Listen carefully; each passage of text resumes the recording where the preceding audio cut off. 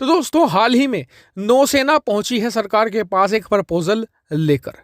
और प्रपोजल ये है कि नौसेना एक नई तरीके का हथियार बनाना चाहती है और इसके लिए चाहिए उसे 15,000 करोड़ रुपए यानी करीबन 2.1 बिलियन डॉलर्स।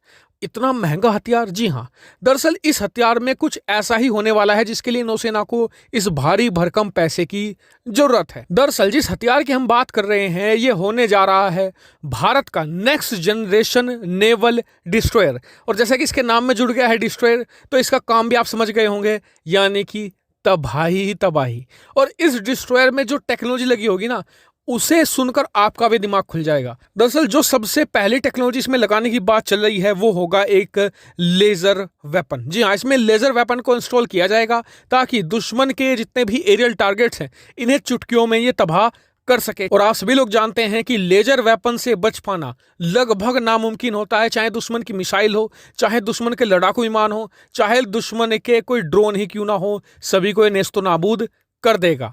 दूसरी टेक्नोलॉजी इसमें लगाने की बात चल रही है फिलहाल, वो होगा इलेक्ट्रोमैग्नेटिक रेल गन। जी हाँ, ये भी बहुत डेडली है, खासकर कि दुश्मन की जो शिप्स होती हैं या किसी ऐसे इलाके में हमारा डिस्ट्रॉयर है जहां पर बहुत सारे पायरेट शिप्स हैं, उन्हें तबाह करने में इलेक्ट्रोमैग्नेटिक रेल गन को महारत हासिल है, उसे भी इसमें इंस्टॉल किए जाने की बात चल रही है।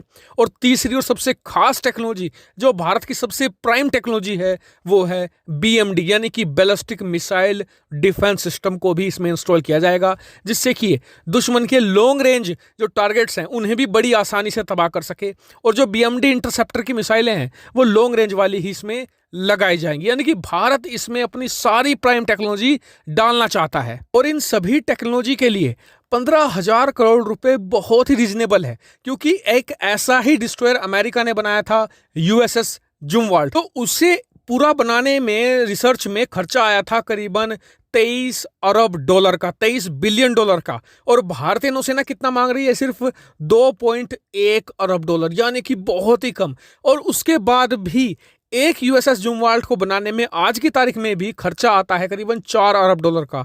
यानी कि आप समझ सकते हैं कि भारतीय नौसेना कितने कम बजट में इसे बनाने को तैयार है। और यह हथियार बहुत ही डेडली है, USS जुमवाल्ट से कहीं ज्यादा खतरनाक होगा, क्योंकि USS जुमवाल्ट में ना तो आपको BMD जैसी प्राइम टेक्नोलॉजी मिलती है, ना ही उसमें अभी तक लेजर गन को इंस्टॉल किया गया है। तो ऐसे में भारतीय सिस्टम के लिए मुझे लगता है कि भारत सरकार को ये पैसे सैंक्शंस कर देने चाहिए।